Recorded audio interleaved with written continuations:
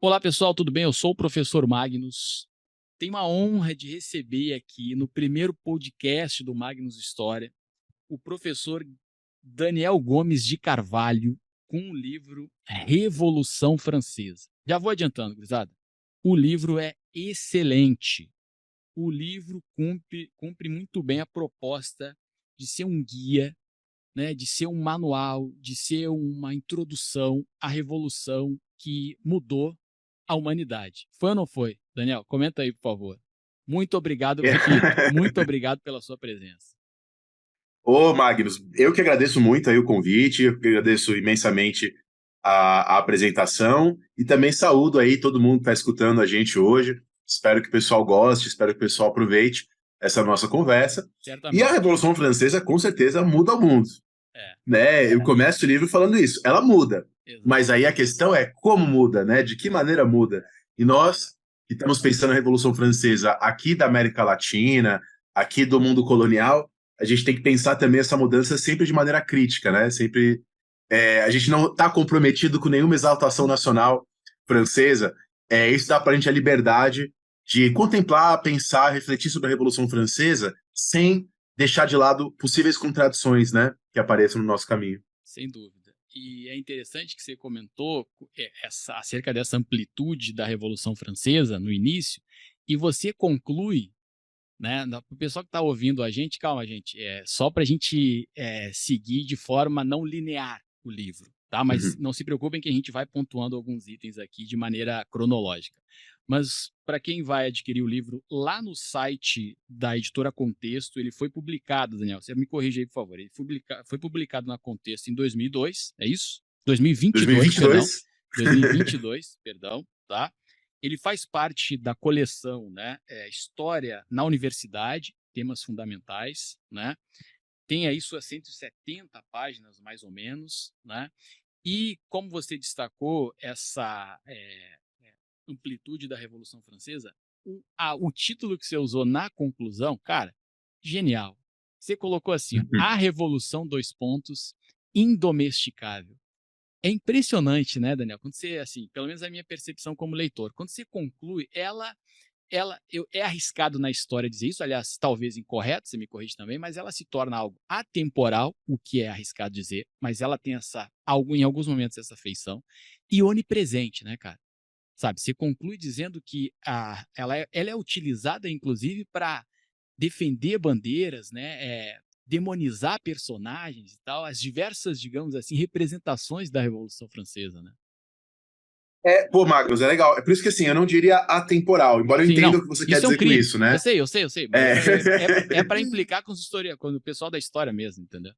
Eu diria que ela atravessa tempos diferentes, atravessa temporalidades Sim, diferentes sim. e é apropriada, né? Eu acho que essa é a grande questão, por pessoas diferentes, grupos diferentes, com propósitos diferentes, né? E essas apropriações, essas permanências, elas dão, de fato, uma enorme complexidade, né? Porque a gente está discutindo. Então, sabe, ontem mesmo estava dando aula aqui na Uhum, Universidade de Brasília, onde eu trabalho, na UNB, e sim. ontem a minha aula foi sobre Rousseau. E eu comentei com eles em algum momento da aula sobre como, durante a Revolução Francesa, o Rousseau era usado não apenas pelos jacobinos, mas Sim, também pelos girondinos. pelos E não girondinos. apenas pelos jacobinos e pelos girondinos, mas também por monarquistas que eram contrários à Revolução Francesa. Sim, Né? E aí teve até, mostrei para os alunos ontem um autor que fala que tem Rousseau, não importa a sua posição política, ao ler Rousseau você pode encontrar lá o que você está buscando, o que você sim. quer. Né? Ele é apropriado pelos mais diversos lados. E quando a gente fala de Revolução Francesa, né, a coisa ganha um pouco também essa conotação. A gente pode pensar que, por exemplo, eu comento lá no livro, que para muitas populações do norte da África, a chegada da Revolução Francesa foi vista como um novo imperialismo, uma nova Sim. cruzada, né? É, Porque, de fato, para eles, para muitos deles ali, a Revolução Francesa chega com a invasão napoleônica no Egito. exatamente. E aí é legal, isso eu li um artigo sobre isso, quando Napoleão invade o Egito, a discussão que estava acontecendo entre os sacerdotes egípcios no final do século XVIII era se o Islã era conciliável com a filosofia greco-romana. E aí eles começam a entender a Revolução Francesa como uma decorrência da filosofia greco-romana. Isso é muito legal. Se a gente pensar, Sim. só um outro exemplo que eu uso Sim, no sim. livro, Vai lá. que é a Ilha de Java, né? Pra gente lembrar lá do Lima Barreto, né? A Revolução Francesa também falou javanês em algum momento. Sim, Só que lá na Ilha de Java, o que significou a Revolução Francesa para exato. eles? Uma guerra entre a Inglaterra e a França, Uhum. né? E também os Países Baixos, entre aspas, a Holanda, né? E no final das contas, essas guerras oriundas da Revolução Francesa tiveram como consequência na Ilha de Java um movimento islâmico super forte ali nas primeiras décadas do século XIX. Né? Então, pensar a Revolução Francesa em É, escala global é pensar essas diversas representações, as diversas maneiras como ela chega, é encarada, é sentida nos lugares, né? isso. Interessante, você comentou também no livro que o próprio Napoleão leu o Corão e debatia com os clérigos muçulmanos sobre os destinos da religião. Né? A vontade dele em invadir, e não só a vontade, como a prática, invade o Egito e tal, o massacre que ele fez em diversas regiões islâmicas, que você também comentou no texto, né? Como a gente iniciou o nosso podcast, justamente ela toma proporções muito plurais, a Revolução Francesa, e de acordo com o contexto que ela encontra, ela toma tonalidades bem distintas da sua proposta, que também era plural, de uma forma ou de outra. Né, Daniel? Gente, Sim. como eu estou iniciando no projeto de podcast aqui no Magnus História, eu esqueci, né, velho? Mas porque eu não queria ler, tá entendendo? O Daniel é formado, me corrija aí, Daniel, ele é formado em História pela USP, graduação, Uhum. creio eu, tá? Mestrado, não sei se também pela USP, e o doutorado, não sei se também pela USP ou pela UNB, Daniel. Como é que foi o Não, trajeto o acadêmico? doutorado foi na USP, foi na História Social, Tá? né? Foi o doutorado direto, né? Então a gente Ah, faz legal. doutorado lá em 5 anos, aí não faz o mestrado. E pouco depois eu fiz o concurso aqui para a UNB, né? E Bacana. vim para cá, né? E sou professor aqui de História Contemporânea. Mas uma coisa Contemporânea, que eu né? queria comentar, é legal isso que você falou do Napoleão, porque há um texto do Napoleão que ele diz, ó, eu sou católico na França, Ele está no livro. pelo Eu sou mesmo muçulmano motivo aqui. que eu fui muçulmano no Egito. Quer dizer, há uma clareza no Napoleão, isso tem a ver com, enfim, uma série de fatores, de que a religião, para ele, é um instrumento fundamental de manutenção da estabilidade política. Sim. Então, a religião ali é É, entendida de maneira fortemente política, e isso vai ser uma grande discussão no século XIX. A importância da religião exato. para a manutenção do Estado, para a Sim. estabilidade política, para a ordem, É. né? Isso se torna quase um padrão. O Tocqueville escreve bastante sobre isso ali no século XIX também, né? Ao ponto que você destacou também no livro que o cuidado que os jacobinos tinham com o ateísmo, Sim, inclusive colocando ele como pena de morte, né, cara? Sabe? sim. E isso é uma Esse lado coisa, Magnus. político da religião, né, de uma forma ou de outra, que isso tem muito bem distribuído no decorrer do teu livro. Né? Esse é um outro aspecto que o faz muito bom, tá? Um livro excelente. Isso é Assim, legal do ateísmo, e sabe que isso é uma coisa que eu descobri justamente ao longo do doutorado, né? aham, Porque eu estudei o panfleto do Thomas Paine, A Idade da Razão, e o Thomas Paine fala assim sobre a importância da tolerância religiosa, a importância do deísmo, ele propõe uma religião sem igreja, etc. Só que em nenhum momento o Paine fala em defesa do paganismo, desculpa, em defesa do ateísmo. sim. E aí eu lembro que na banca de qualificação, né? Qualificação para quem está escutando e não sabe, é quando a gente apresenta um pedaço, né, do Uhum, nosso doutorado e a banca julga se a gente pode continuar. sim. E na qualificação foi perguntado isso para mim. Mas, Daniel, será que a tolerância dele se estende ao ateísmo também?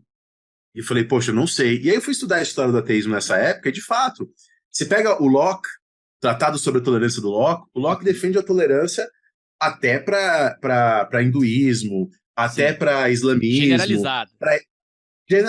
Mas ateu não. Ateu é pena de morte. Sim. Então, Isso é o Locke curioso. defende todas as religiões podem ser toleradas, mas o ateísmo não. E aí o argumento do Locke é o mesmo argumento do Robespierre, só que o Robespierre acrescenta um outro elemento. O que o Locke e o Robespierre têm em comum? Para ambos, uma pessoa que é ateia não é uma pessoa confiável. Que essa pessoa não acredita em justiça após a morte, portanto, Sim. você pode esperar dessa pessoa qualquer coisa. Só que aí o Robespierre acrescenta um outro elemento. O Robespierre enxergava o ateísmo como coisa de aristocrata, coisa de Sim. elite. Isso Quer dizer, ele a também está no elite tem livro. essa Também de destaca isso no achar que livro. no futuro ela não É. vai ser punida por isso. de poder fazer o que quiser, coisa da elite, né? Dessa elite hedonista, dessa elite que vive nos prazeres, que não pensa no É, futuro, quer desfrutar o presente. Então é bastante interessante, né, é. essa crítica que o E, Robespierre faz ao ateísmo. sim, isso é interessante também que, na minha percepção, eu já disse para o pessoal que está ouvindo o nosso podcast, eu comentei aqui, gente, que na minha leitura, o Daniel, quando escreveu o livro Revolução Francesa, ele derrubou, eu contei, tá? Eu disse isso para ele nos bastidores e comentei que ia Uhum. revelar aqui também. 8 mitos que a gente que é professor ou professora de ensino médio, às vezes até de cursinho e tal, entendeu? Tem sobre a Revolução Francesa, que ao ler o livro, tá, do professor Daniel Gomes, ele colocou por terra. Ele coloca por terra, né? E talvez, Daniel, um dos mitos, tá? Então, a gente não, já vou adiantando, você vai ter que comprar o livro. Vai lá no site da editora Contexto e compra o livro, investe no livro, que é muito bom. Um dos fatos é que a gente tem a ideia de que a Revolução Francesa é a revolução da razão, tá? Você me corrige aí, vai me corrigindo. Porque aqui eu sou aluno, velho. Eu sou aluno, não sou professor, entendeu? É a revolução da razão, é a revolução do cientificismo em cima do dogmatismo, né? Do que era medieval e tal, não sei o quê. A gente percebe que. Aí você me corrige, nem tanto. E esse fato Sim. também, de uma forma ou de outra, está ligado ao seu comentário em cima ou sobre a religião. Outro fato, tem místicos ali, você comenta que tem místicos entre os revolucionários, digamos assim, E entendeu? entre as lideranças, não é qualquer, Exatamente, né? né, cara? Eu falei, O olha isso aqui, cara. Brissot, que é o girondino, que é a grande liderança girondina, ele era super ligado no mesmerismo e essa ciência do magnetismo, né? Aliás, deixo como recomendação o livro sobre mesmerismo do Robert Darnton, né? Foi quando eu descobri um pouco essa vertente, porque isso que Uhum, você falou, Magnus, é muito legal, porque não vale só para a Revolução Francesa, vale para o iluminismo, sem né? dúvida. Eu sou muito crítico de algo que muita gente faz hoje, que é associar o iluminismo do século XVIII a uma razão unilateral, Sim, a uma razão instrumental. E hoje a historiografia vê o iluminismo muito mais plural, muito mais complexo. é. Né? Então, lá o Cassira foi um filósofo do comecinho do século, que no comecinho do século XX escreveu um classicão sobre o iluminismo, que traz um pouquinho essa visão de o iluminismo como o newtonianismo, Sim. como a força principal do iluminismo, o cientificismo, e não que não tenha isso também, né? Mas o iluminismo, por exemplo, para o Adam Smith, que é um grande iluminista, Uhum, o fundamento da nossa moralidade são os nossos sentimentos, né? Ele fala dos sentimentos morais, a empatia, né? A sympathy. sim, Então, quer dizer, não, cadê o ultrarracionalismo exato. unilateral? É. E, Ou hoje, assim, você pega uma historiadora como a Gertrude Himmelfarb e ela tenta posicionar os metodistas como iluministas também. sim.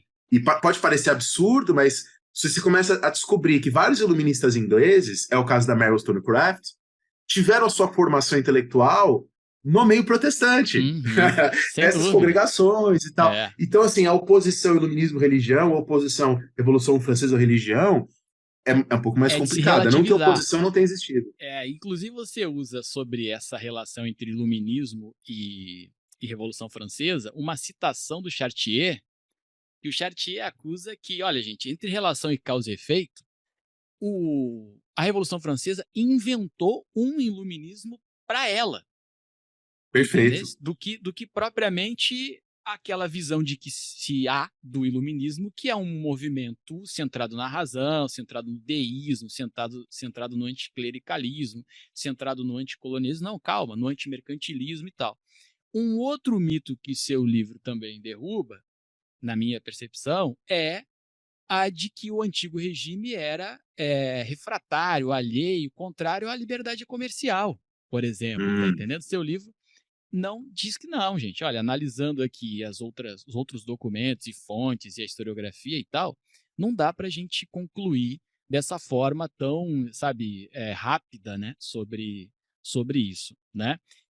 Já que a gente mencionou, fugindo agora um pouco da religião e talvez indo, é porque seu livro, cara, é impressionante como tudo tá na mesma sintonia. É incrível. Religião, política, economia, sociedade e tal, entendeu? Outro fato interessante é que você analisa as nobrezas, sempre no plural, as burguesias, sempre no plural. E aí você me corrige. tipificando 4 tipos, de uma forma ou de outra, de burguesias. Sim. Tá entendendo? Que eu tirei do Georges Lefebvre, né? Que foi um historiador importantíssimo do século passado, né? Georges Lefebvre é o criador da expressão história vista de baixo, né? Que é o que ele tentava fazer, né? Foi e aí, ele, bacana. foi ele primeiro a usar. Né? Tinha uns jovens que frequentavam a casa do Georges Lefebvre. O jovem Hobsbawm, né? O jovem Christophe, que depois são grandes historiadores. Lefebvre, que legal, frequentava o apartamento lá do Lefebvre em Paris. E justamente quando Lefebvre escreve a história da Revolução Francesa, ele tenta fazer uma história vista de baixo da Revolução Francesa. Embora seja um livro de livros aí que 70 anos, é um livro que eu ainda sou muito tributário, porque eu ainda acho muito relevante o livro do Lefebvre. Ele mostra, por exemplo, como a Declaração de Direitos do Homem e do Cidadão na Revolução Francesa em grande medida, ela acontece não porque a burguesia ilustrada quer impor, simplesmente, mas porque estava acontecendo uma pressão popular real no campo e nas cidades. E aí o Lefebvre traz a teoria de que existem 4 revoluções na Revolução Francesa. Existe uma revolução camponesa, existe uma revolução urbano-popular, existe uma revolução burguesa e existe uma revolução nobiliárquica. E aí eu entro no outro aspecto que você disse, né? Quem começa a Revolução Francesa é a nobreza, uma nobreza que estava em embate com o rei. E aí é muito legal, porque isso, antes de eu publicar meu livro, eu dei para o meu antigo orientador ler. Né, Modesto Florenzano, hoje aposentado, foi meu orientador de doutorado. E ele também tem um livrinho de Revolução Francesa, na mesma pegada que o meu, só que de 40 anos atrás, que ele publicou, né, chamado... Talvez já tenha visto já, Magnus, Revoluções Burguesas, da editora Brasiliense. Sim. E é um livro que foi muito importante para uma geração toda, mas ele próprio, Modesto, não concorda mais com o que ele mesmo escreveu. Normal quando ele tinha a minha idade, né? Ele tem 40 anos a mais do que eu, exatamente. Normal entre historiadores, isso aí. A história nos sacrifica a esse ponto, né, cara? Não, isso aí que você escreveu não tem mais nada a ver, tá superado, novos documentos foram levantados, entendeu? Que é o lado bom, que é o lado importantíssimo, fundamental, né, cara, sabe? Pra gente aprender com os próprios erros e aprender com a própria história, digamos assim, né? Exatamente. Daniel, dentro das classes sociais, você começa com a Claire Lacombe. Primeiro fato, né, que é a participação das mulheres. E aí você destaca a teoria da abertura e do fechamento.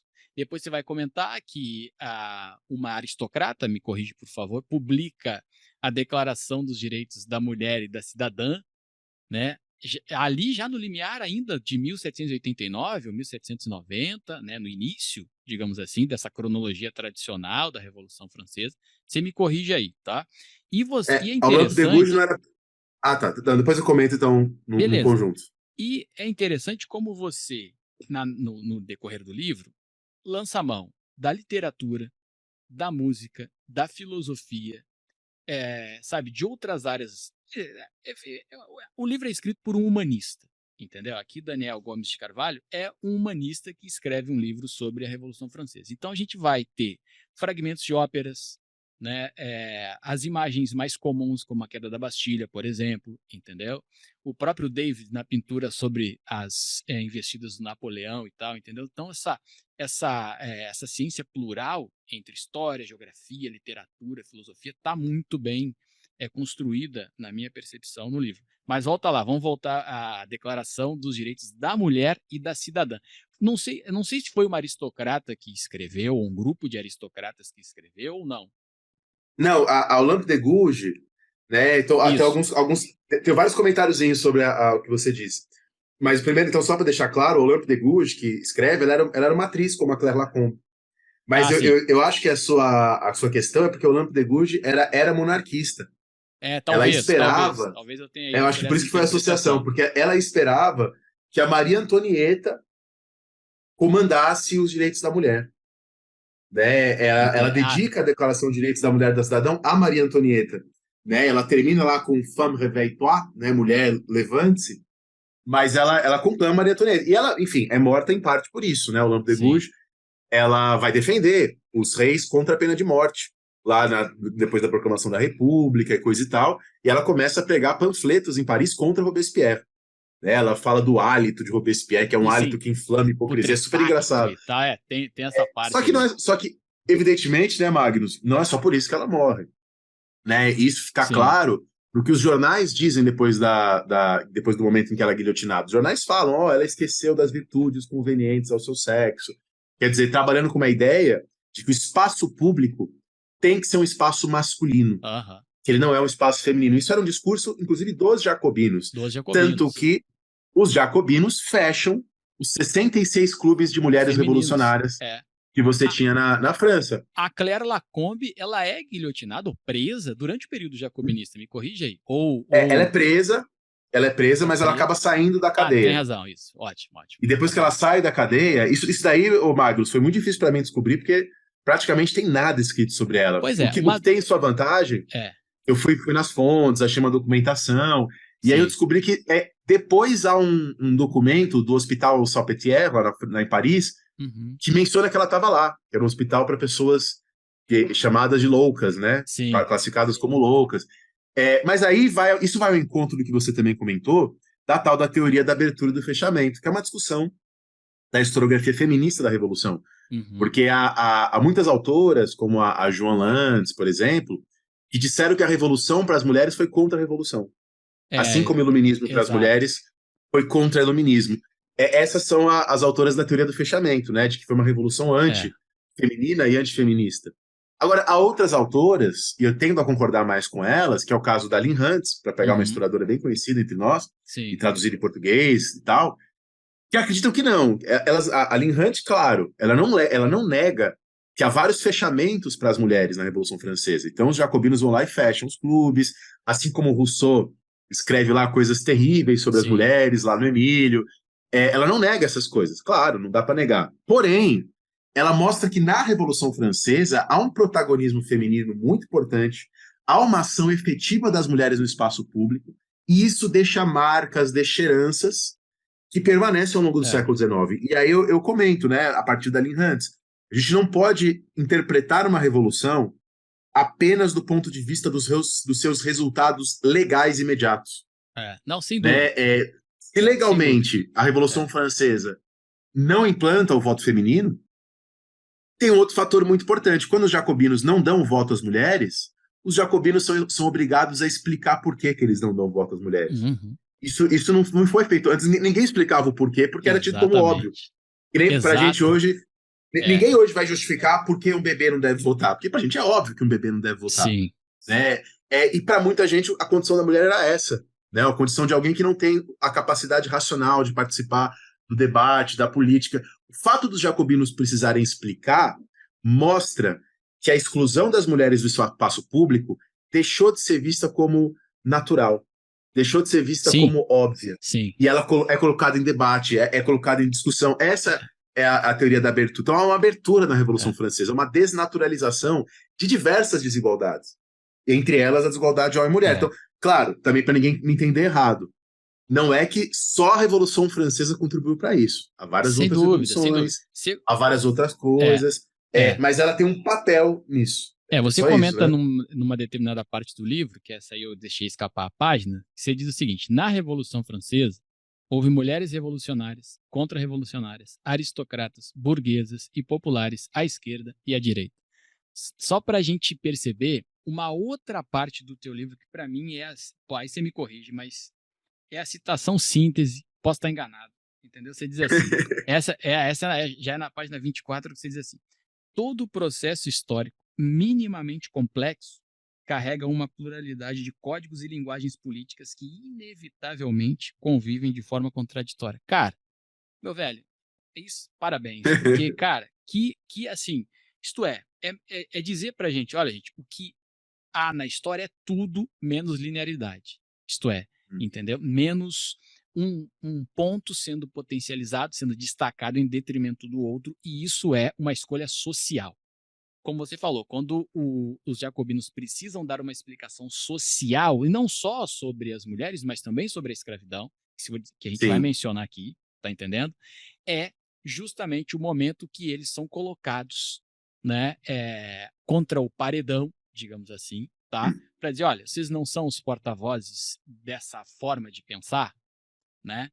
E agora, essa forma de pensar não condiz com o comportamento de vocês. Por quê? Sabe? E aí, como você falou, se escolhem desculpas, né, fora entre aspas, da razão ou fora do próprio contexto e tal, para justificar as decisões deles, né? Que o que você também destaca, agora a gente indo um pouquinho para dentro das classes sociais, é você coloca de uma forma ou de outra uma lupa dentro das classes sociais. Então você analisa as burguesias e destaca a sua característica heterogênea, não só acerca das burguesias, mas também em cima das nobrezas. Não é à toa que a gente vê aquela pintura, e você me corrige em relação ao pintor e à data, que é o terceiro estado vai para a sala de pelar, não sei se é Uhum. pela, Do não jogo sei da como é que é a Pela, é. expressão, isso, né, pela. E ali, cara, tem. Você vê a imagem do centro, você me corrige ali. Tem um clérigo no centro ali. Tá entendendo? Sabe? Dizem, aí eu não sei se é verdade, lendo história da arte e tal, que um personagem ali no cantinho direito é o Robespierre, É o jovem, Robespierre, sim. jovenzinho, E entendeu, é cara? legal isso, Magnus, porque eu analiso essa pintura na minha aula aqui na UNB, quando eu trabalho com isso, quando eu trabalho com Bacana. Robespierre, e essa pintura é feita depois Sim. do juramento da Sala do Jogo da Pela. Aham. Naquele momento, o Robespierre era muito pouco conhecido, era um Sim, sim. deputado obscuro de Arras. Mas quando a pintura é feita, o Robespierre já estava ganhando Já era, protagonismo. já era Então, se coloca na o pintura um advogado protagonismo de que ele não tinha. destaque. E o padre que está lá é um abade, né? Sim. É o abade de Sieyé, que é um personagem fundamental, porque é isso da complexidade, né, que a gente estava É. mencionando. Ele é clérigo, mas ele é eleito pelo terceiro estado. Sem Então, há dúvida. clérigos e Sem dúvida. nobres que são eleitos ali na Assembleia dos Estados Gerais Sim. pelo terceiro estado, que É. eram clérigos e nobres revolucionários ou que apoiavam É. determinadas medidas. E só um comentário, eu achei legal, Magnus, que você destacou essa passagem. Eu já dei várias entrevistas sobre esse livro, mas ninguém nunca tinha destacado essa passagem. Eu acho que ela é muito importante, no sentido assim, para quem está lendo, Aham. porque ela mostra a minha escolha metodológica, né? Sim. E Sim. essa escolha metodológica, para quem está escutando a gente e quiser conhecer e ir atrás, é uma mistura de autores da escola de Cambridge, né, Uhum. que são autores como John Pocock, Quentin Skinner, que estão ligados à tradição do Wittgenstein, do segundo Wittgenstein, Uhum. e ao Isaiah Berlin. Né? O Isaiah Berlin traz essa coisa da teoria das verdades contraditórias, né, e que para mim, foi, quando eu descobri isso, foi quase quando eu li isso, né, quase uma Sim. revelação. É. Que a gente tem essa nossa mania não dialética de ficar buscando coerência nas sociedades humanas. Ou de acreditar que as palavras carregam essências. Sim. A gente vê isso. Vê na internet, tem uns vídeos aí na internet que o pessoal fala direita é isso, direita esquerda é Não. aquilo, em toda a história. Não.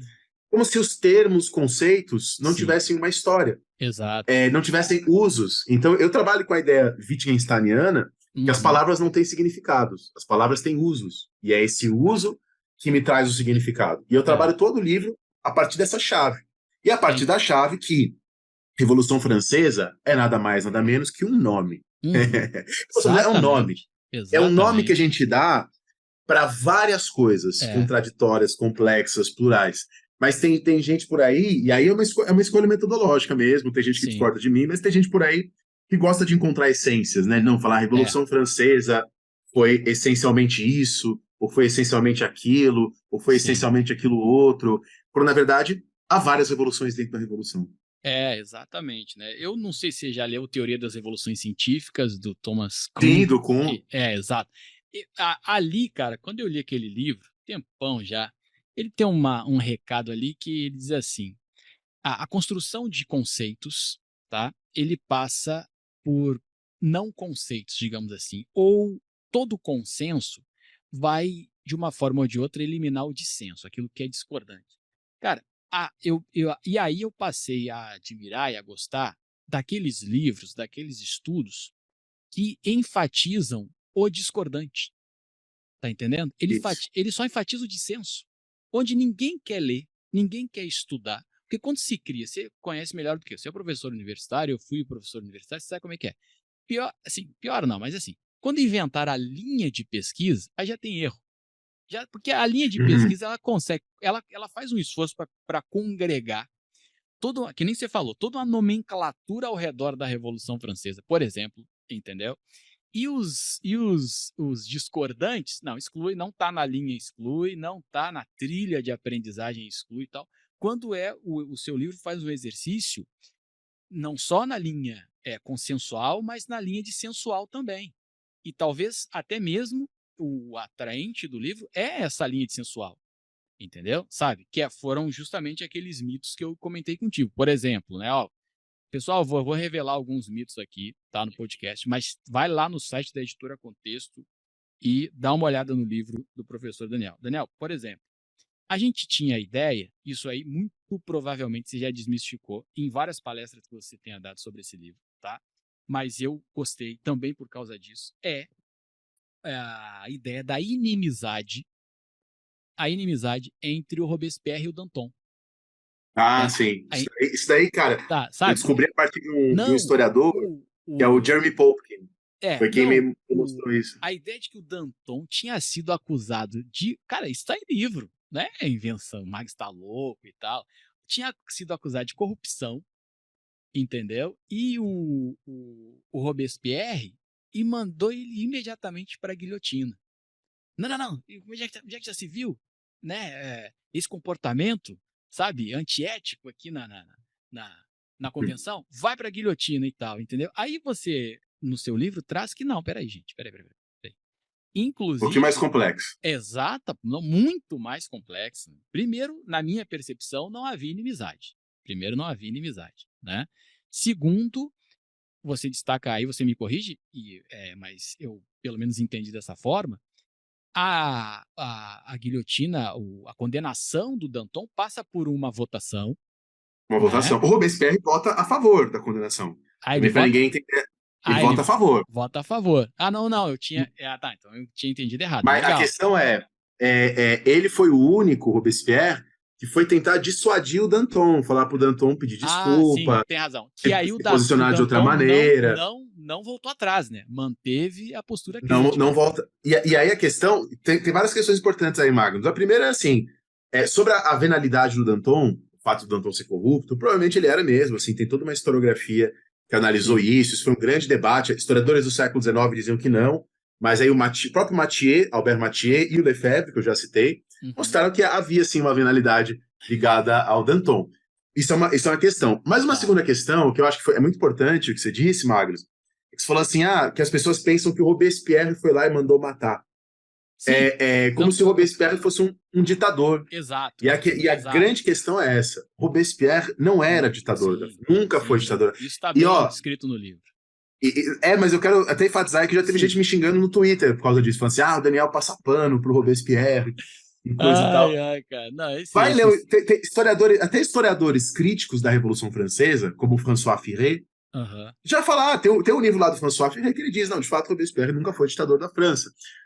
Não estou dizendo também que Robespierre era um deputado como outros. De fato, ele tinha uma autoridade maior. Mas a verdade a França, no período republicano, da Convenção, na qual os jacobinos tinham força, mas eles nunca foram maioria, né? A maioria sempre foi o centrão. Foi a planície, ou o pântano. Exato. Nem girondinos, nem jacobinos. Eu não queria esbarrar. Jamais foram... Mas só para eu terminar, vai lá. só para mostrar aí. Bacana. E aí você tinha ali os deputados da Convenção, da Assembleia Republicana, e assim como acontece hoje, essa convenção tinha comitês. Então, aqui, na nossa Assembleia dos Deputados, aqui pertinho de casa, tem os comitês que estão trabalhando com determinados temas. E aí tinha um comitê, que era o Comitê de Salvação Pública, que é um comitê que ganha muita força, sobretudo porque a França estava passando por uma guerra. Mas esse comitê era um comitê colegiado. Robespierre era um dos 12 deputados do Comitê de Salvação Pública durante esse período. E o Robespierre tinha um voto, tanto que algumas vezes o Robespierre foi derrotado. Sim. O voto dele valia um. Mas é claro, a palavra de Robespierre era mais escutada. Sim. Tá? A palavra de Robespierre tinha mais força. Eu comento no livro, né, até de uma moça, Catherine Théot, Catarina de Deus, que tentou fazer um culto a Robespierre. Nesse período. De fato, ele tinha uma força, mas ele não era ditador. E várias vezes ele foi derrotado. Então não tem essa, o Robespierre foi lá e mandou matar. O Robespierre votou. Foi um voto. Ele poderia ter sido derrotado. Exato. Isso aí também eu fiquei intrigado com isso, né? Cara, esse mito aqui, que bom que eu encontrei isso aqui e tal. E sobre esse fato, esse aspecto do Robespierre não poder ser acusado como um ditador, digamos assim. Um outro conceito que você também desmistifica, tá, no livro, é o conceito de terror. Sim. Entendeu? Você pontua primeiro a historiografia, faz uma breve análise, né, de alguns que trabalham, historiadores e historiadoras que trabalham com o conceito de terror, e ao mesmo tempo conclui dizendo, gente, o terror não pode ser como acontece muitas vezes, definido como programa de Estado. Isso é um primeiro Isso. fato, tá? Um outro fato que eu gostaria que você me corrigisse, ou pelo menos é a minha sensação, é de que permanentemente, durante essas décadas que constituíram a Revolução Francesa, Daniel, há uma necessidade de sempre colocar o Estado e não o personagem, o grupo político ou o segmento social como o protagonista maior. Entendeu? Perfeito, Sabe? A perfeito. minha sensação foi essa: o Estado ele precisa ser a linha de frente das nossas ações e não um grupo ou outro, mesmo que um grupo seja hegemonicamente, sabe, quando comparado, esteja na hegemonia quando comparado com o outro, mas a gente tem que dar a roupagem de Estado. O primeiro fato é esse, né? O primeiro, desmistificar o conceito de terror. O segundo é o Estado sempre sendo requisitado como linha de frente, né? E o terceiro é que a guerra, isso se destaca no livro, eu tive essa percepção, a guerra, ela era, a guerra, principalmente a guerra contra a França, né, as coalizões contra a França, as frentes estrangeiras contra a França, até mesmo os emigrados e tal, ela era uma tônica de manutenção e fortalecimento da revolução, sabe? Ao ponto de, pelo menos eu senti isso lendo o livro, digo, olha, até mesmo esses momentos de paz, eles não são tão pacíficos assim, porque, de uma forma ou de outra, posso estar exagerado, espero que esteja exagerado, você me corrige, a guerra é necessária, tá entendendo? A minha ideia, assim, em alguns pontos ali a guerra mostrou-se muito necessária, e, em particular, as vitórias francesas contra as coalizões estrangeiras, cara, isso dourava, tá entendendo? Isso exaltava a revolução. É correto? É um raciocínio razoável ou não, Daniel? Tem vários pontos aí, Magnus, todos importantes. O primeiro que eu quero comentar rapidamente é o terror, Sim. que também a pessoa que me xingou no Twitter lá também falou disso, que eu nego o terror, que eu digo que o terror não foi nada demais. E não é isso, Sim, né? Não sim, é esse, não é isso que a gente exato, diz no livro. E isso não exato. sou eu que estou falando, né? Isso não é resultado da minha pesquisa. Minha pesquisa inicialmente não era sobre o terror, na verdade, sobre o diretório. Isso é toda uma historiografia francesa hoje que diz, e o principal nome é um professor da Sorbonne, que é o Jean Clément Martin, Uhum. que lançou recentemente um livro chamado Terror, Verdades e Lendas, Sim, e né? tá, Mostrar os tá no problemas teu livro, inclusive. que é um livro pequenininho que eu recomendo para quem quiser entender isso ou quem não acreditar quando eu falo, porque a Aham. grande questão da historiografia hoje contra o terror é o seguinte: no século passado, no século XX, muitos historiadores projetaram no terror do século XVIII o que foram os estados totalitários do século Isso XX. você também comenta no livro. Então o pessoal viu lá o nazismo, viu lá o stalinismo. Não vamos discutir aqui a categoria de stalinismo, se Não, stalinismo é tranquilo. totalitarismo. Sim, Não vou entrar nessa discussão, que é uma sim, outra discussão que também sim. cheia de mitos, Você se refere a essa inclusive, apropriação, né? mas há Do uma terror, né? apropriação, um Sim, terror totalitário, de sim. um Robespierre ditador. E isso é ridículo, porque o É. período, isso é ridículo assim, até não só do ponto de vista documental, mas também do ponto de vista lógico. Uhum. A França era um lugar que estava em guerra, interno e externo, Interno e externo, e os exatamente. jacobinos tiveram força na Assembleia, tiveram preeminência na Assembleia por 13 meses. E E aí, quando você só, diz, está me dizendo que em exato. 13 meses, É, no meio de uma guerra civil e de uma guerra externa, os caras conseguiram montar o Estado todo-poderoso para exato. perseguir a É. oposição. Não havia condições disso. E aí, muitos historiadores interpretaram mal a documentação, porque foram ler os documentos de Robespierre como se eles fossem expressões do que estava acontecendo. Como se um discurso que um É. deputado estivesse dando numa assembleia fosse exatamente a expressão do que acontece ao longo do país. E aí a posição do Jacques Martin não é que não há terror, e nem que o terror não foi nada demais. É que o terror ele não é exercido unidirecionalmente por um Estado centralizado. É isso. Exato. São vários terrores exercidos em várias direções, numa É. situação em que não há. E aí vem a sua segunda pergunta, que está conectada com a sua segunda questão, que está conectada com a primeira. Vários historiadores dizem que o Estado absolutista nem pode ser chamado de Estado. Né? Vários historiadores dizem que a gente só pode falar em Estado no século XIX. Tem até discordâncias em relação a isso, mas a questão é: o nosso conceito de Estado, qual que é o nosso conceito de Estado? Um aparato político institucional que impõe a sua hegemonia sobre um Sim, território e tem o legal, monopólio da violência. buscando Isso, legitimidade, por isso exemplo. com leis unificadas, impostos unificados, isso não existia antes do século XIX. Isso não existia antes. Sim. Então, assim, os Bourbon não tinham um aparato estatal como tem os ditadores do século XX. Sim. Então, sequer existia um aparato estatal burocrático centralizado a ser herdado pelos jacobinos.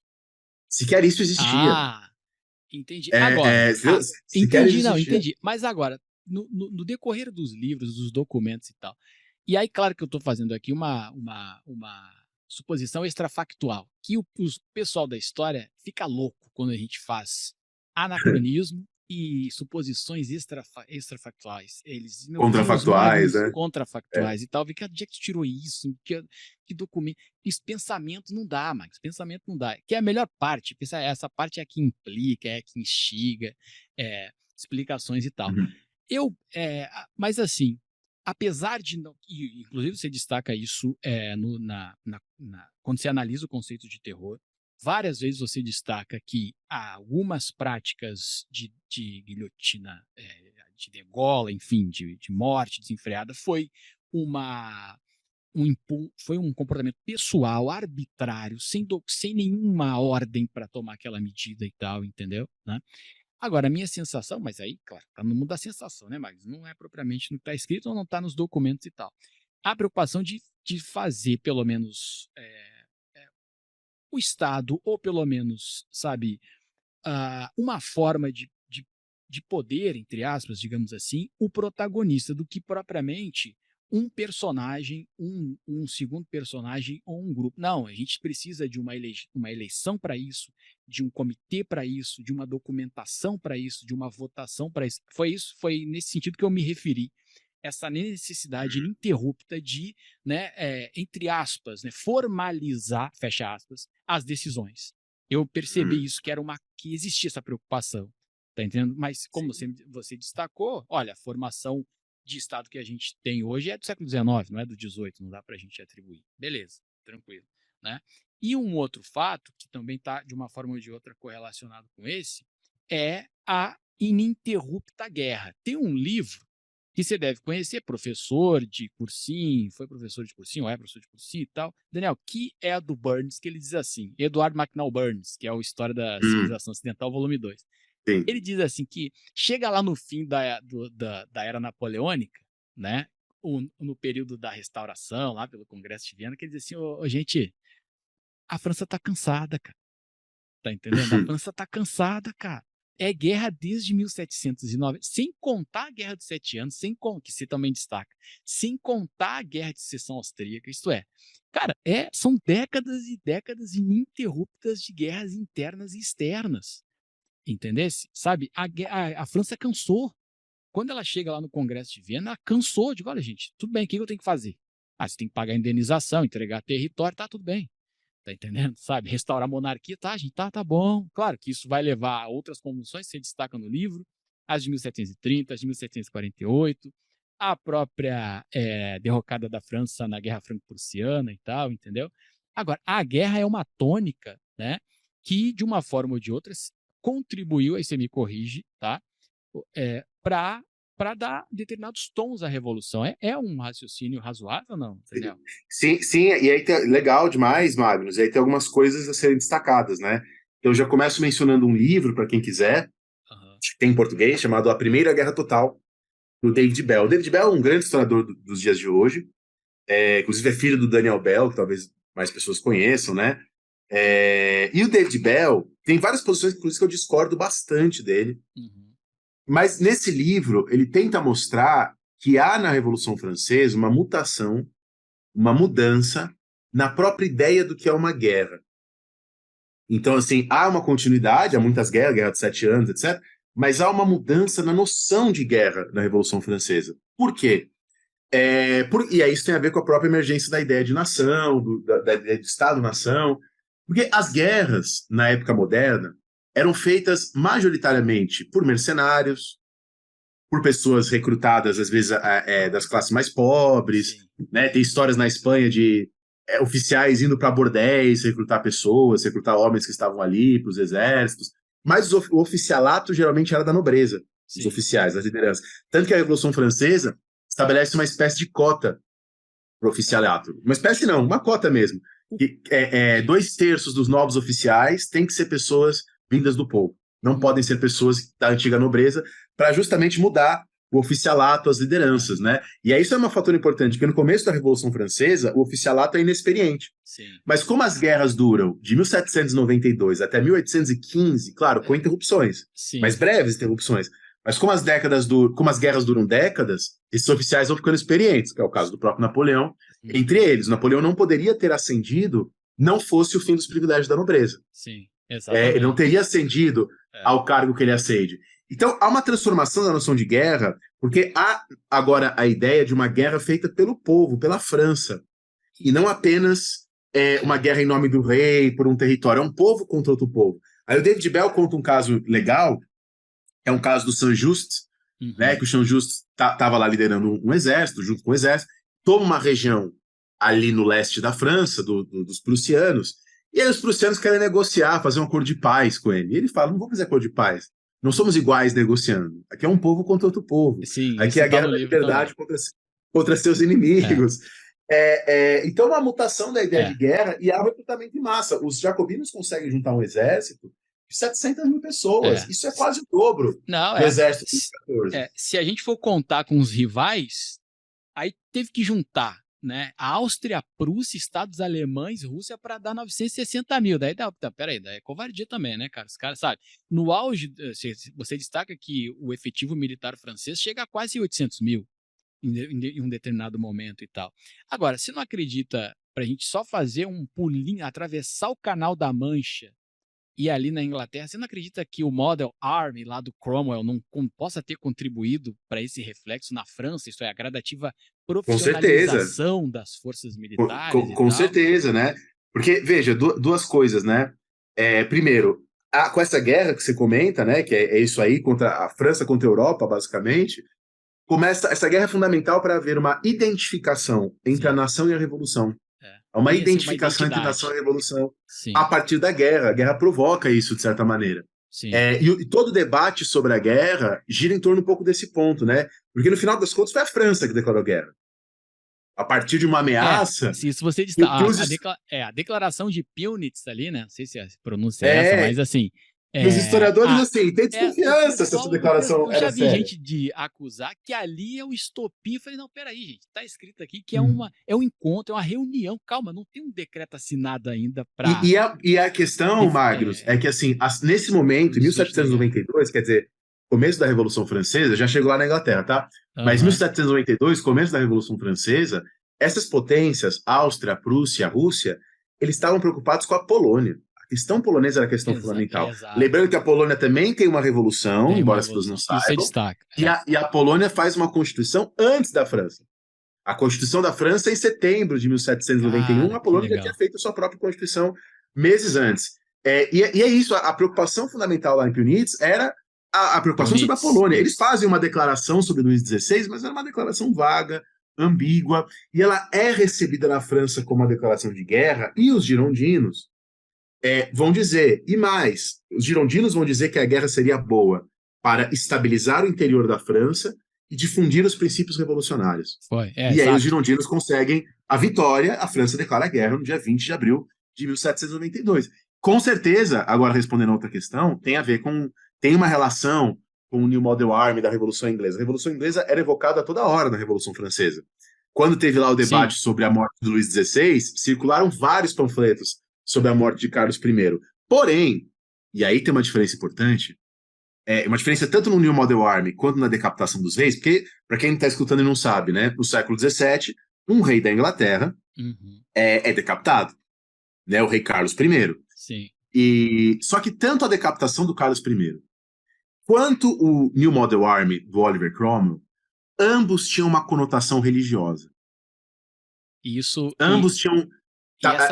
As justificativas da morte eram usados argumentos religiosos. Na Revolução Francesa, quando tentam usar argumentos religiosos para defender ou não a morte de Luís XVI, o Marat fala, pera, aqui não vai entrar. Entendi. O Marat queria excluir... O Thomas Paine era um deputado na Revolução Francesa, e o Marat queria excluir o Thomas Paine da discussão da morte de Luís XVI, porque o Thomas Paine tinha uma família Quaker. Thomas Paine nem era Quaker, mas o Mahat fala, ó, você é Quaker, você não pode opinar. Ser estrangeiro, Então, ser estrangeiro. que o Quaker é estrangeiro. O Paine é preso e foge depois, né? E depois vai... na verdade, ele fica na cadeia, ele é esquecido na cadeia. E ele consegue sair da cadeia alguns meses depois ele foge. Da morte do Robespierre. Mas veja, então existem semelhanças, existem continuidades, mas isso é muito importante.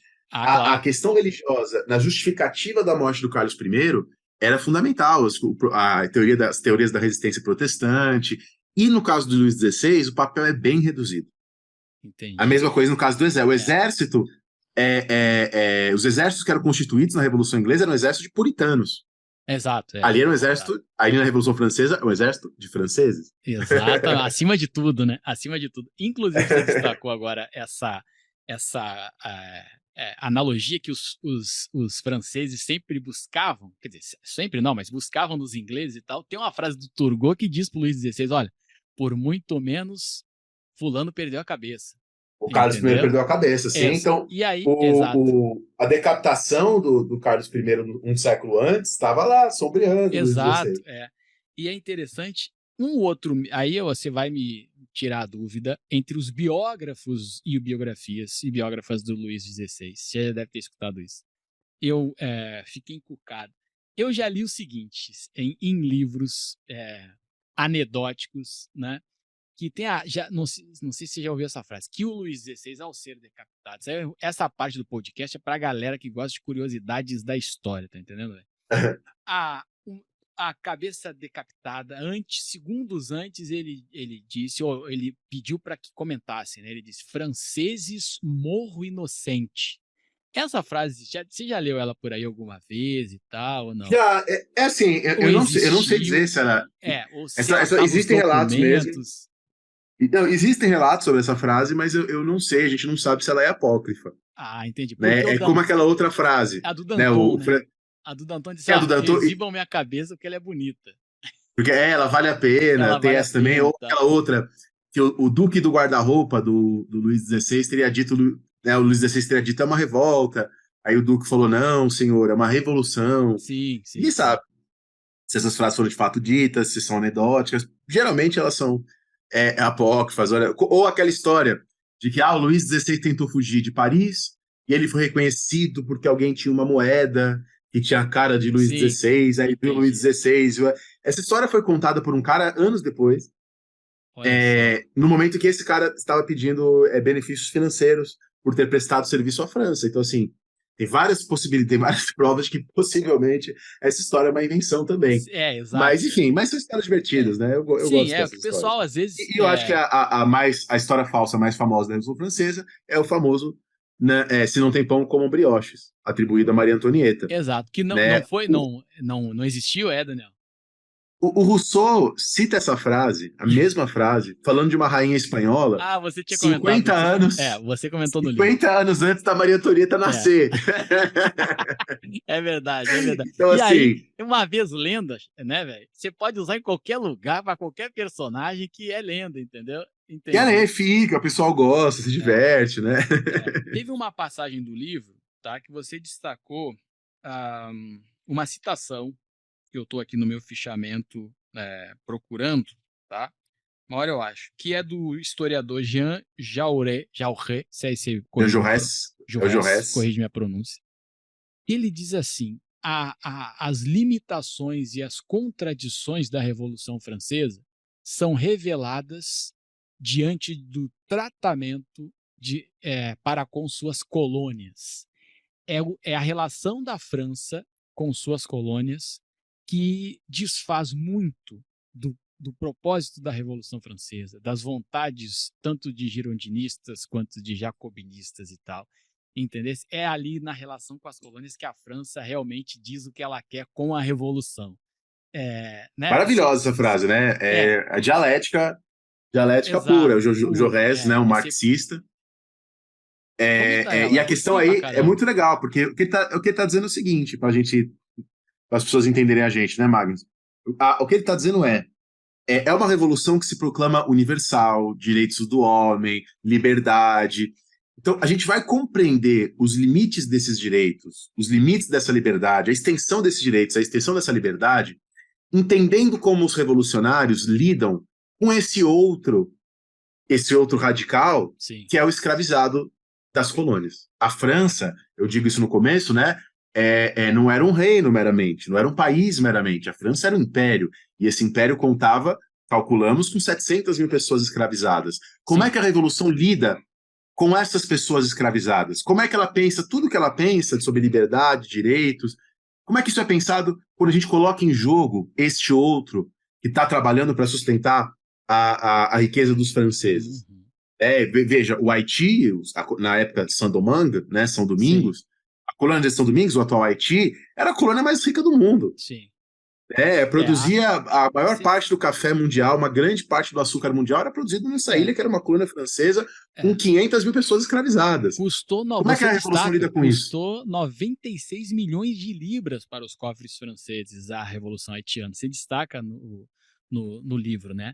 Isso, de uma forma ou de outra, serve de parâmetro para a gente ver o quão difícil seria a França, como você destaca, assim, as colônias, né, Daniel? Não, e isso até depois, porque você sabe que o Haiti, no final das contas, é obrigado a pagar uma indenização para a É, França.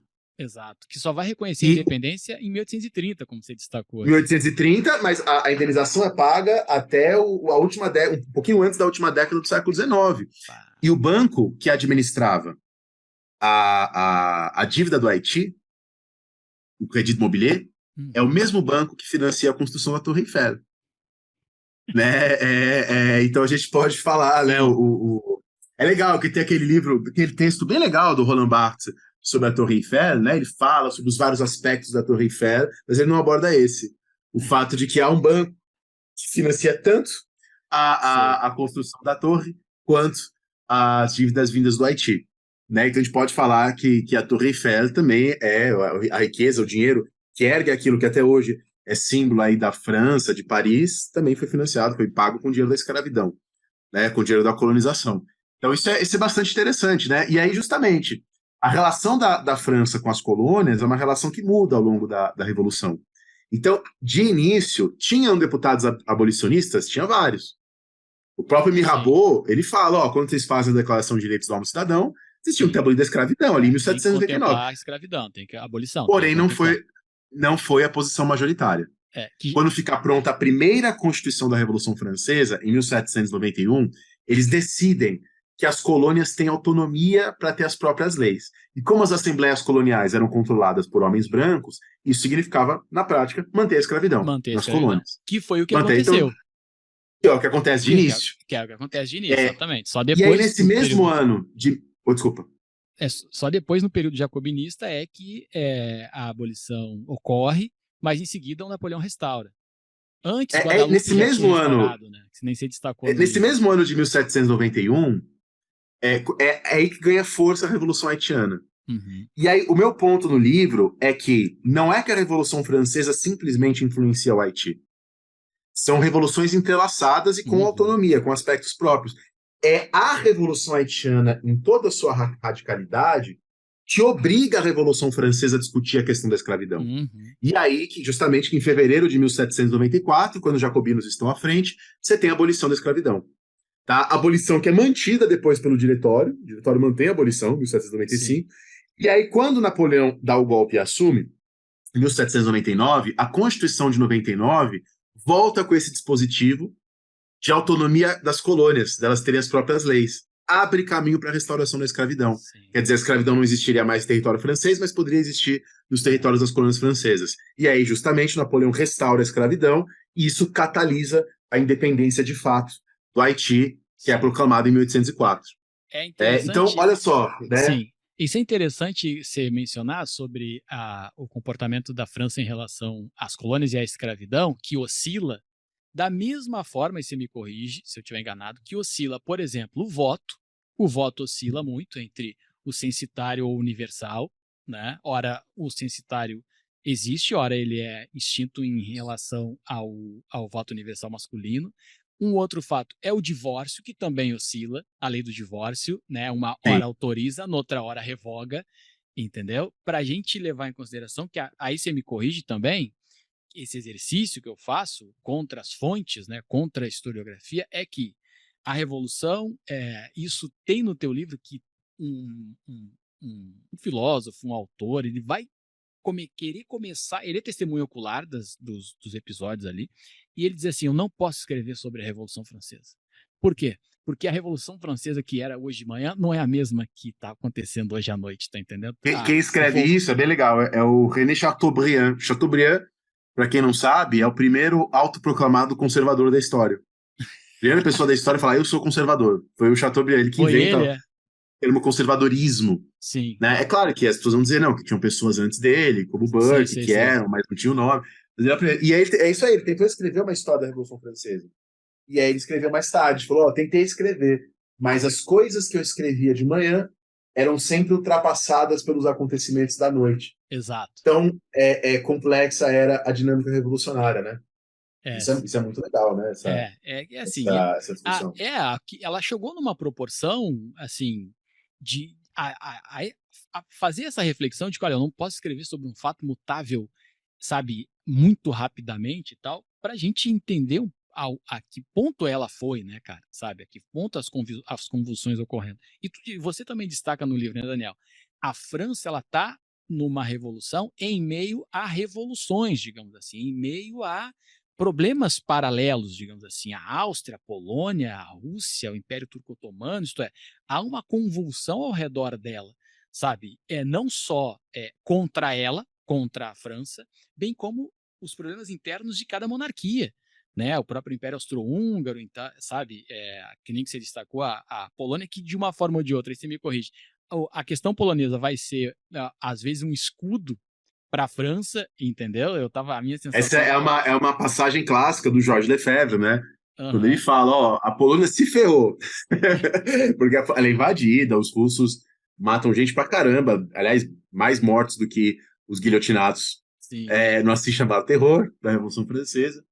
E aí, justamente, né, a concentração dessas potências na Polônia dá um respiro, dá um espaço, dá um tempo para a França, tá? Para a Revolução Francesa acontecer, se desenvolver, formar um exército, divide as forças das potências absolutistas, né? Isso é bem interessante, né? Muito bacana. E tem agora pra gente já indo, cara, 1h30 de podcast, uma honra, repito, de estar aqui conversando contigo, né? Sobre esse livro que é excelente. Uma outra quebra de mito que seu livro traz, já disse, não vou revelar todos, tá? Historiadores, professores de história. Vai lá no site da editora Contexto, né? E procura o livro Revolução Francesa. Tem um fato muito curioso, se destaca na página 50, que diz assim: é enganoso, portanto, a ideia de que a nobreza não pagava impostos, embora possuísse várias isenções. Cara, a gente tem no DNA da Revolução Francesa, ou de quem estuda a Revolução Francesa, muitas vezes, isso provavelmente você já deve ter ouvido nas suas palestras e conversas sobre o livro e tal, é que, bom, primeiro e segundo estado não paga imposto, entendeu? Quem vai pagar é o terceiro estado, que o rei não fez questão de receber. Isso também se destaca no livro. O rei, lá na abertura dos Estados Gerais, o rei vai receber o clero de portas fechadas, a nobreza de portas abertas e o terceiro estado sem porta, porque eu não vou te receber, tá entendendo? Esse é muito, muito interessante. Agora, esse fato da nobreza pagar imposto, tem duas curiosidades, né, Daniel? Primeiro é o fato da nobreza pagar imposto, sim, que nem se destaca, Sim. com isenções, tá? Porque também que as pessoas aqui no nosso meio, né, às vezes levam tudo muito ao extremo. Você fala, a nobreza pagava imposto, aí vai vir alguém e falar assim, o Daniel tá falando que os nobres sofriam. Não, exatamente, exatamente. E aliás, é legal saber, eu mesmo não tinha noção disso, como não é só no Brasil, tá? Fora do Brasil também esse mito, a nobreza não paga impostos existe por aí. Eu vi esses dias o Paul Chopelin, ele é professor especialista em Revolução Francesa, professor da Universidade de Lyon. Né? Esses dias ele postou um documento no Twitter dele. Falou assim, gente, aqui, a nobreza pagava imposto sim, tá aqui, não, taxação. Tem momentos que a gente tem que pegar o documento original, tá entendendo? E estregar na cara das pessoas. Exato, e dizer, né? Gente, acabei de pesquisar aqui no arquivo municipal de Paris, tá? lá nos documentos do século XVIII, e tem esse documento aqui comprovando de que a nobreza, inclusive lista de impostos, pagava imposto A, imposto B, imposto C e tal. Esse é o primeiro fato que o teu livro também coloca por terra. Ó, pagava-se. Ah, mas não são todos, tudo bem, mas pagavam, não dá para dizer isenção, tá entendendo? Isso é outra coisa. É só isso. E um lance interessante que seu livro traz também é que a ideia de que a gente tinha de que o absolutismo, tá? Primeiro ele tinha uma vontade de ser absoluto, né? E não propriamente uma realidade de ser absoluto. Você já deve ter aquele livro sobre, acho que eu não sei se dá contexto, acho que dá contexto, 900 documentos sobre história moderna. Sim, Não sei do se Jaime Pinsky. exato. Naquele Organizado pelo livro, Jaime, que é o dono da editora. exato, né? Naquele livro ali, e a gente pegando as missivas, as cartas do Luís XVI, dos Bourbons, digamos assim, né? A reclamação ininterrupta, você me corrige, que eu li rapidamente aquele livro, um texto na faculdade há muito tempo e tal, mas ficou a ideia sobre a característica da sua citação sobre as descontinuidades da história, né? As reclamações ininterruptas dos Bourbons de não conseguir exercer o absolutismo da forma que gostariam. E você destaca no livro que, por exemplo, como é que eu vou. Uma suposição. Como é que os Luíses, como é que eu vou governar uma França dividida em 13 distritos, por exemplo? Tá entendendo? Como é que eu vou fazer minha lei vingar se tem assembleias locais que vetam a lei? Tá entendendo? Como é que eu vou colocar uma moeda universal se cada um dos 13 distritos tem uma moeda e um idioma universal? Tá entendendo? Sabe? Isso é muito interessante. Isto é, a vontade do absolutismo, mas ele não era ilimitado. Você usa essa expressão, inclusive, É um isso, absolutismo é. ilimitado, né? E o O, segundo fato, o terceiro, Firret, François, eu quero falar sobre isso, que é muito bacana, importante, assim, porque tem alguns campos da história que existe um verdadeiro abismo entre o que é ensinado na escola e o que é ensinado na universidade. No caso do absolutismo é esse. O termo absolutismo é do sim, século XIX, mas o termo poder absoluto existia desde a Idade Média. sim, Só que o que era o poder absoluto? É o poder extraordinário que o rei pode exercer em alguns momentos.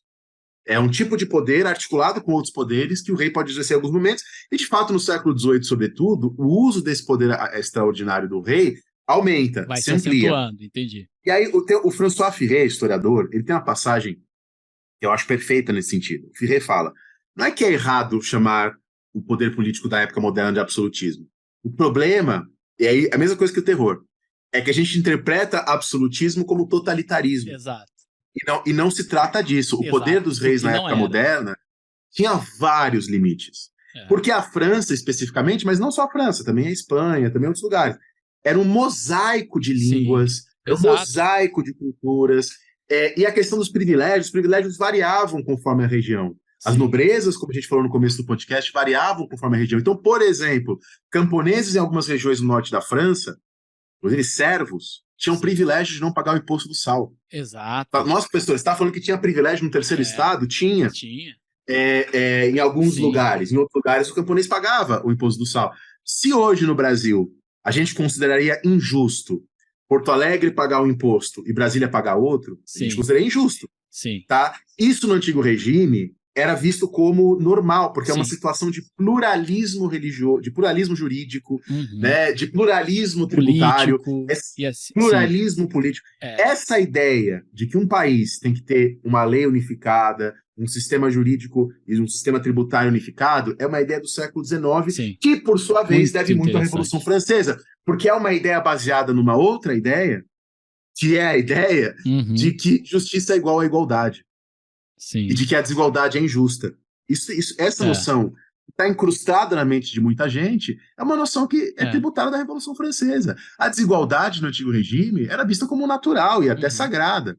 Então, no antigo uhum, regime, é natural que sim, regiões diferentes da França tenham laços distintos com a coroa. Então, é, se a Bretanha foi incorporada em outra época do que a região do Loire, a Bretanha tem um sistema diferente de relações com a coroa. Isso é sim, visto como normal, o pluralismo jurídico. E isso, enfim, é, é como a gente ensina esse assunto na universidade hoje, né? é interessantíssimo. Vários pontos interessantes do livro. Um outro fato é que a gente tem a ideia, como você destacou, né, sobre o absolutismo, sobre a vontade de ser absoluto e sobre a realidade e o poder limitado, digamos assim, tá entendendo? Que é aí você me corrige. Foi uma leitura que eu fiz, talvez rápida, mas você destacou que tanto o clero quanto integrantes da nobreza passavam por eleições. Os bailados ali se destacam. As Né? eleições para os estados gerais, né? Exato. As eleições. Assim, de uma forma ou de outra, colocando em dúvida a ideia de que não, mas não havia nenhum vestígio de eleição, nenhum vestígio de votação, não, pelo contrário, gente, sabe, analisando o livro, pelo contrário. Os Luíses aceitarem a ideia de que a França é dividida e que, inclusive, tem seus sistemas jurídicos, eleitorais, linguísticos, monetários, fiscais independentes, era, de uma forma ou de outra, passava, de uma forma ou de outra, pela manutenção deles no poder também. Entendeu? Sabe? Porque nessas cartas eles reclamavam, como eu disse contigo, eu não consigo governar a França da forma que eu gostaria. Bem, mas você tem que analisar que a história da França, ela é formada, ela foi constituída dessa forma, né? Tem um outro fato também, que eu acho que é o Jean, aquele da citação que a gente destacou, o historiador, que ele diz ali, ou Turgot, você me corrige, que se fosse um outro Luís, a revolução não teria acontecido. Tá É o entendendo? Jaurès, É uma o frase do Jaurès. Jaurès, ele Do fala assim, Jaurès. se o Luís XVI, que eu discordo, né? Se fosse no 14, que é um outro mito que seu livro derruba, que é a ideia de que o Estado sou eu, ele não falou isso, gente. Ele é que Não criou a falou. ideia E não poderia, e Rei não Sol. poderia ter falado, porque a palavra Estado tinha outro Exato. significado. Tem outro significado. Exatamente, né? Exatamente, né? Sabe? Aí eu comentei até, inclusive, que, olha, gente, eu lendo o livro do professor Daniel sobre a Revolução Francesa, esse negócio aí que a gente reproduz, o Estado sou eu, isso é para Enem, para vestibular e tal, entendeu? Questão que é retirada de alguns livros didáticos e tal. Agora, não há comprovação documental nenhuma de que ele tenha sido o autor da frase, tá entendendo? Sabe? Ah, não, mas como é que é? Eu Sim. li no livro, tá? Não, tudo bem, tá? Então acredito, tá? Mas esse livro aqui, ele diz, ele sugere uma outra forma de interpretar essa frase, tá entendendo? Que é um dos mitos que o teu livro também derruba. Um outro fato, não vou revelar todos os mitos, o pessoal vai ter que comprar o livro, é a história dos emigrados, cara. Emigrados, primeiro fato é esse. Contemplando, inclusive, você destaca aqui, 19,4% dos emigrados eram camponeses.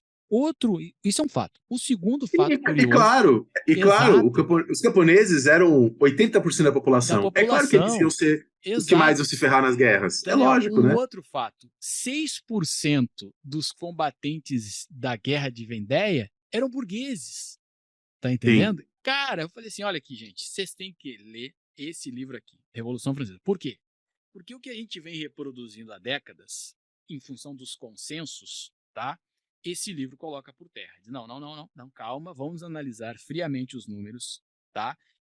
Para a gente ter essa narrativa multifatorial, com vários aspectos e tal. Quando sim. você destacou isso, eu falei, olha só a participação desses burgueses na Vendéia contra os revolucionários, contra os jacobinos, né? Vendéia do período girondinista ou jacobinista? A Vendéia, Magnus, é um outro grande tema para a gente discutir. Exato. Porque a Mas Vendéia, você destaca ali com mais de 850 trabalhos acadêmicos é sobre o destino das terras da igreja. das terras da igreja. É, Mas a Vendéia também deve ser mais do que isso, a Vendéia, você disse, Magnus. ó, tem dois grandes correntes volumosas de historiografia na França. Uma é sobre a Vendée, outra é sobre a República Fascista lá de Vichy. Não sei se a De pronúncia é Vichy. essa. De Vichy, exatamente. Porque a Entendeu? República. São dois temas que são temas, assim, de grande trauma na história francesa e que são muito apropriados, no caso da Vendée, pela direita na França até os dias de hoje. Há um historiador de direita na França, que é o Reinald Secher, que disse que a Guerra da Vendée foi um genocídio da Entendi. Revolução Francesa e tenta taxar na Revolução Francesa essa coisa da genocida, o Estado genocida que massacra os católicos da Vendéia Sim. e os padres e a resistência. E aí acabou de sair, faz um mês e meio, um filme sobre a Guerra da Vendéia, lá na França. Não sei quando que ele vai chegar para cá. Cara, não sabia. E é um filme chamado Vencer ou Morrer. Venceram. E é um filme que reproduz a narrativa da direita sobre a Revolução Francesa.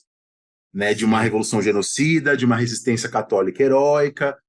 E o mesmo Jean-Claude Martin, ele é originalmente alguém que estudava justamente a Guerra da Vendéia. E ele tenta mostrar essa complexidade, né? Ele fala, não estou negando que aconteceram lá os afogamentos, por exemplo, horríveis, né? Ninguém está negando isso. Mas fazer essa oposição, aí é você, enfim, negar os fatos, negar a Sim. história. É uma revolução malvadona e uma resistência católica santa. É, Mas um papa no século XX chegou a beatificar algumas crianças mortas na Guerra da Vendéia. sim, Né? Então, assim, veja que isso é um tema altamente sensível até os dias de hoje, tanto que acabou de sair um filme. sim. Tem sido alvo de muitos debates. Inclusive sobre Né? essa necessidade que a gente da história tem de sempre, às vezes, encontrar um sentido contemporâneo para o passado, entendeu, Daniel? Tem a passagem que se destaca dentro da convenção, o centrão, né? O centro. Eu O associei, pântano ou a planície. exato, eu associei direto ao centrão. Eu não vou usar essa expressão, porque daí, olha só, tema contemporâneo aparecendo e tal, não sei o quê. Mas tem um grupo ali, né, que a gente, quando dá aula de Revolução Francesa, a gente sempre destaca que é o grupo do pântano. O pântano. Qual é aí você me corrige, tá? Por favor.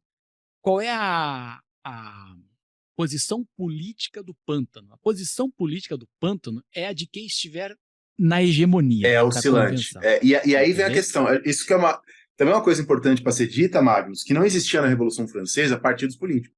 Isso é interessante. Então, isso é diferente. Então, que a gente fala jacobinos, o pessoal pensa num partido, um Exato. programa. Porque partidos Agremiação são assim. política e Partido tal, tem formal, programa, sim, o partido tem um programa, estruturado. o partido tem afiliação. Não, você tinha clubes. E a relação Exatamente. com o clube é uma relação mais fluida. O clube não tem exatamente um programa.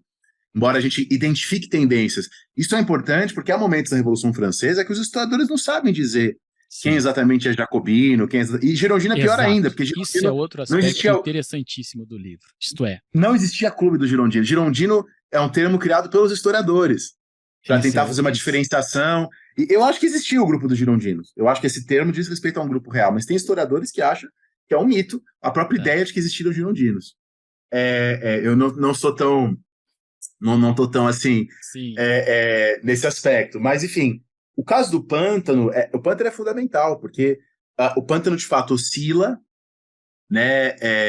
E essa oscilação é determinante na Revolução Francesa. Então, por exemplo, quando ali, no final de 1790, quando chegamos a meados de 1794, e os jacobinos começam a perder força e perder apoio popular, perdem apoio dos hebertistas, dos enragés, os grupos mais radicais do povo, os enraivecidos, né, os enraivecidos. exato. É aí que o pântano começa a atuar, e o pântano tem um papel fundamental na exclusão dos robespierristas. Exato.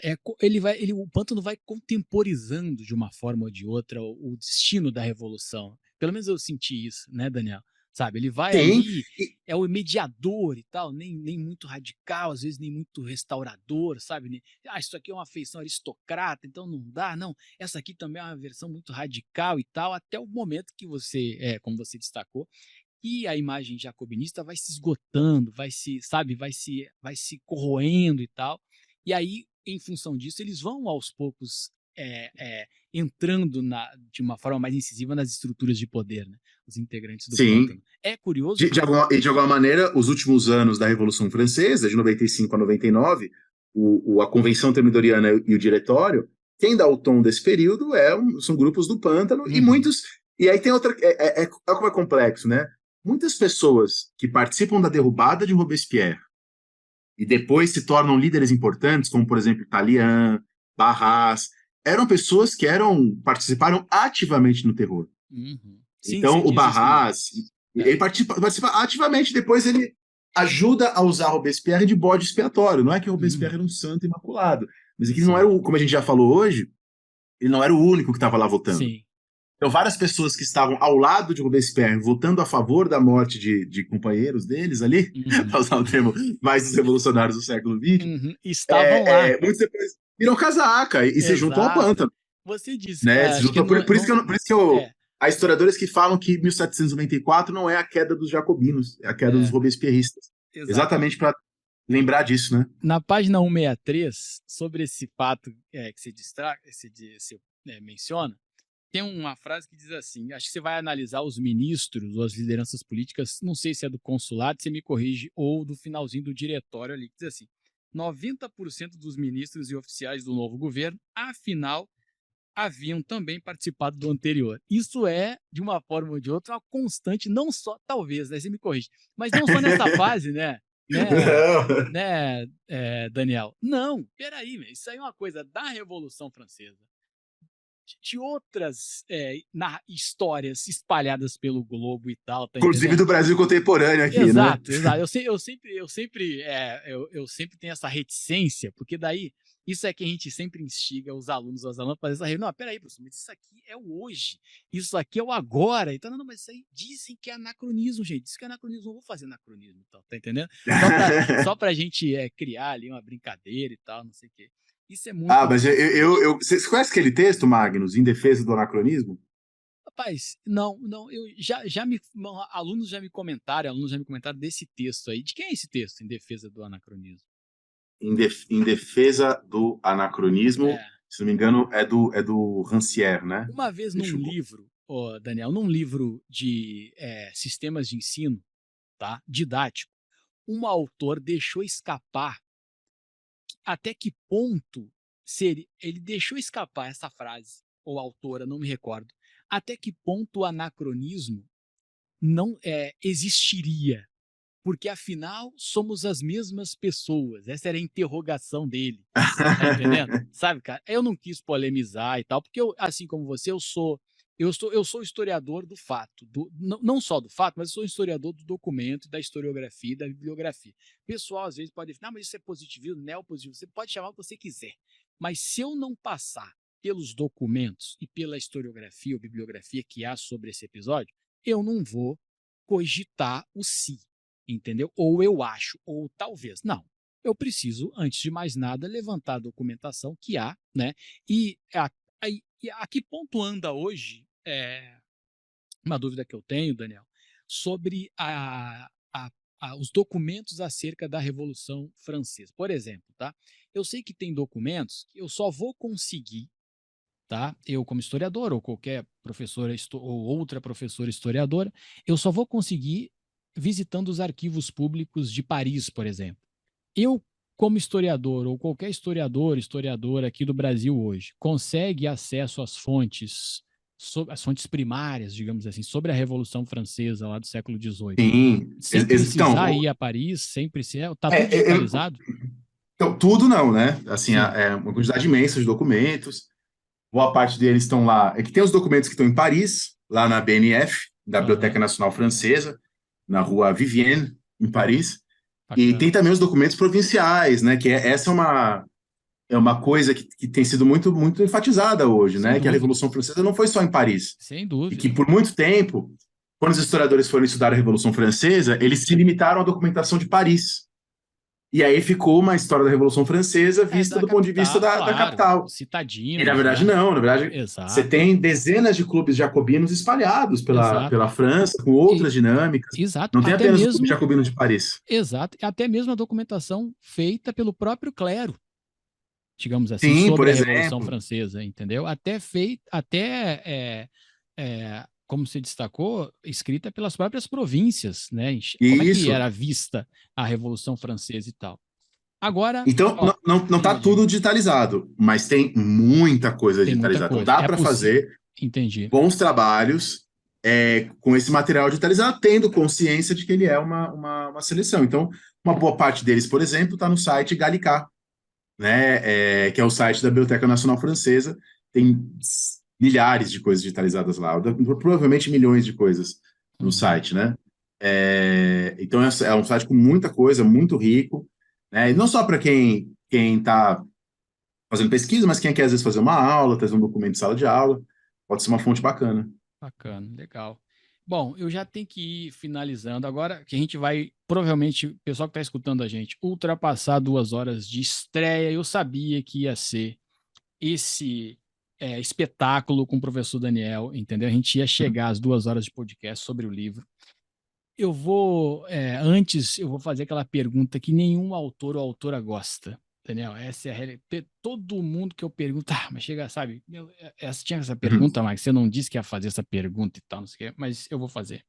Vou fazer no ar, e aí o Daniel vai dar a explicação pra gente. Antes disso, eu só quero comentar com vocês que vão comprar o livro, que tem um tema muito interessante, vamos deixar aí pra galera comprar, Daniel, que é sobre como a abolição da escravidão nas colônias francesas foi utilizada como artimanha política. Você destaca ali na página 139, né, que olha, esse efetivo que até então era escravo agora vai alimentar as tropas.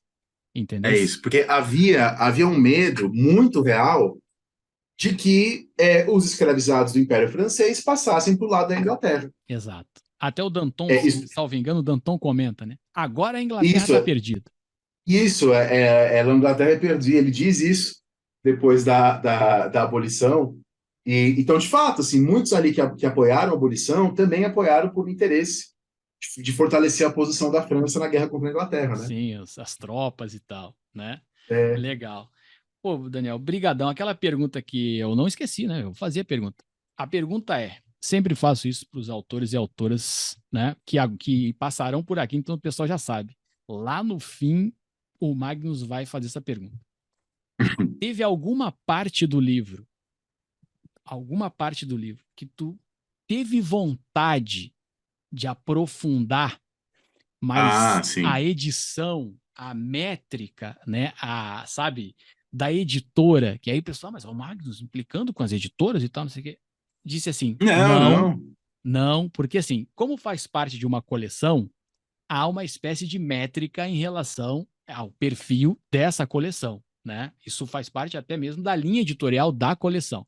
Teve algum ponto que, sabe, tu Vários, sacrificou algum parágrafo vários. que tu pensou assim, mas eu não Não, posso remover esse parágrafo porque ele dá sentido aqui, ali e explica aquele outro fato.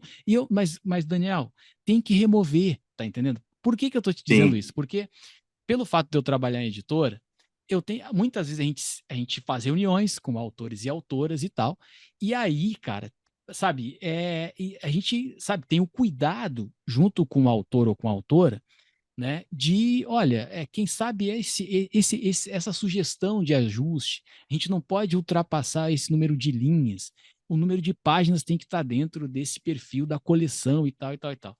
Teve algum momento que você Vários, teve que vários. excluir algum comentário, algum parágrafo, alguma parte e tal?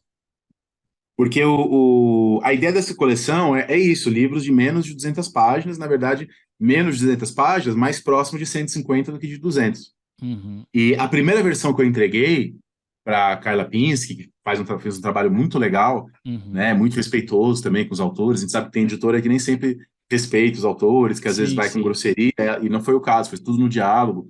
E aí, a primeira versão que eu entreguei, a Carla falou assim: Ó, Daniel, isso aí vai ficar com 250 páginas. É. Isso, e a nossa coleção, Sempre e aí assim, né? é uma coleção que tem Sim. páginas específicas. Então, assim, por um lado, muita coisa que eu cortei, depois que eu cortei, eu falei, ficou melhor. É. Na hora eu Se relutei, na convence, hora eu né? sofri, Você se mas convence, né, se convence que, né, realmente não, isso aqui é que não era para estar aqui.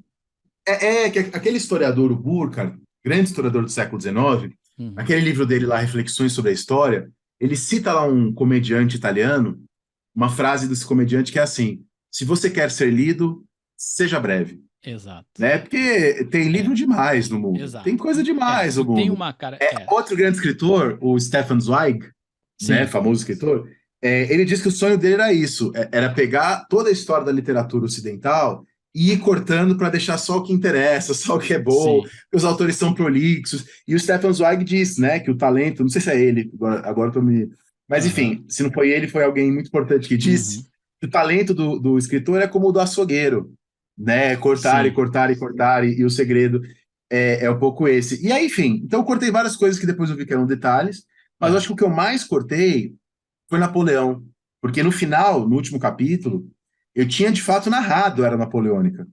Várias batalhas, tudo que aconteceu.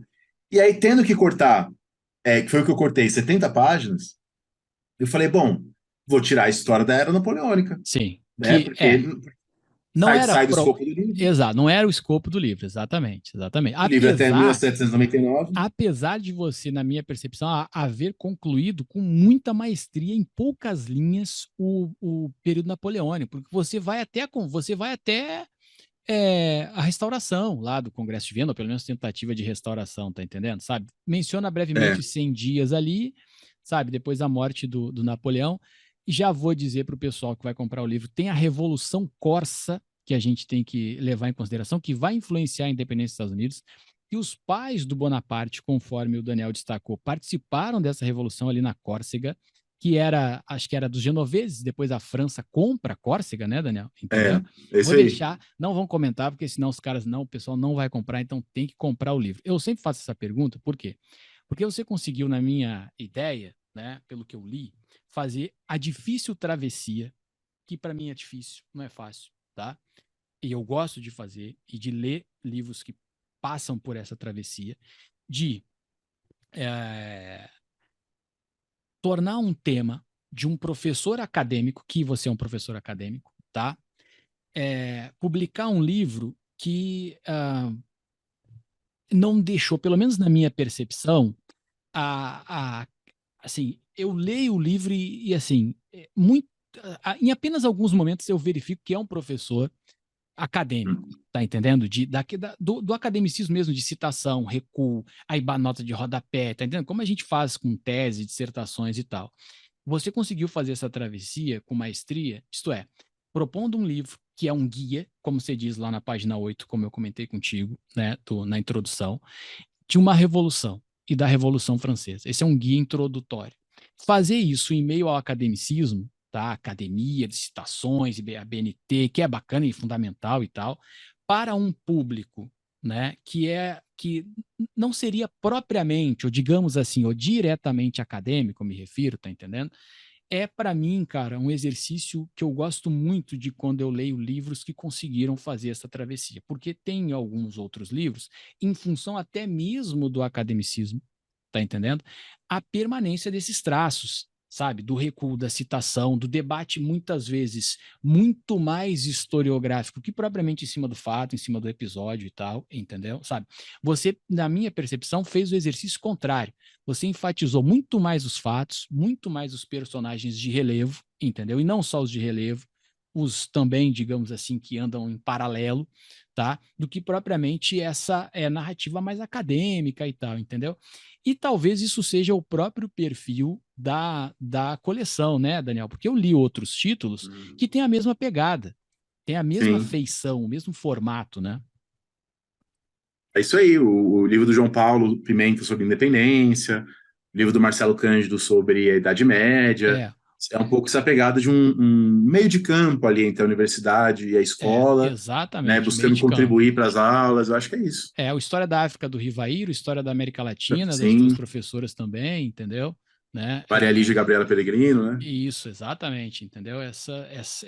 Eu gostei pra caramba da maneira que a Contexto delineou, definiu, desenhou essa coleção.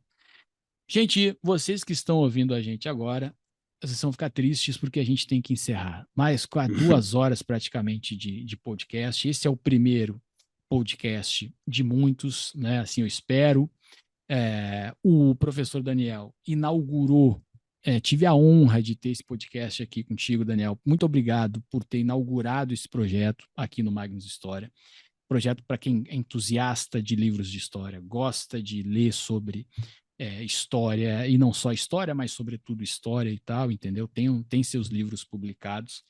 E, mais uma vez, muito obrigado. Sou muito grato e a honra de ter iniciado esse projeto contigo aqui. Valeu, velho. Eu que agradeço, viu, Magnus? E um grande abraço, né? Obrigado. Boa sorte também no projeto. Primeiro podcast, né? Com certeza vai ser bastante escutado. Com certeza esse projeto vai voar, vai decolar. É isso aí. E um grande abraço a todo mundo aí que escutou a gente. Espero que vocês tenham aprendido.